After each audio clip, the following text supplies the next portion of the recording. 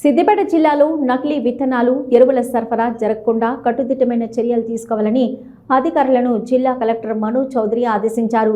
గురువారం ఐడీఓసీలోని సమావేశ మందిరంలో వ్యవసాయ, పోలీస్ శాఖల మరియు సంబంధిత శాఖల అధికారులతో నిర్వహించిన టాస్క్ ఫోర్స్ సమావేశానికి జిల్లా కలెక్టర్ అధ్యక్షత వహించారు.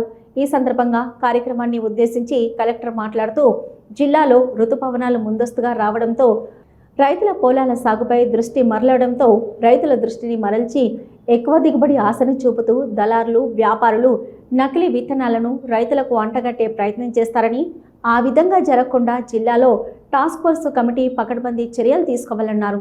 మండల స్థాయి టాస్క్ ఫోర్స్ కమిటీలను ఏర్పాటు చేసి ఎప్పటికప్పుడు పర్యవేక్షించడంతో పాటు ఆకస్మిక తనిఖీలను సైతం నిర్వహించాలని ఆదేశించారు. గతంలో జరిగిన సంఘటనలను గుర్తించి తిరిగి పునరావృతం కాకుండా జాగ్రత్తలు తీసుకోవాలని, మండల స్థాయిలో డీలర్లతో సమావేశాలు నిర్వహించాలని, లైసెన్సుడు డీలర్ల వద్దే విత్తనాలు, ఎరువులను కొనుగోలు చేసేలా రైతు వేదికలలో రైతులకు అవగాహనను కల్పించాలని సూచించారు. జిల్లాల్లోకి బయట నుండి విత్తనాలు, ఎరువులు రాకుండా కట్టుదిట్టమైన చర్యలు తీసుకోవాలని అన్నారు. ఈ కార్యక్రమంలో స్థానిక సంస్థల అదనపు collector Garima Agarwal, additional collector revenue Abdul Hamid, జిల్లా వ్యవసాయ శాఖ అధికారి రాధిక, ఏడీఏలు, పోలీస్ అధికారులు పాల్గొన్నారు.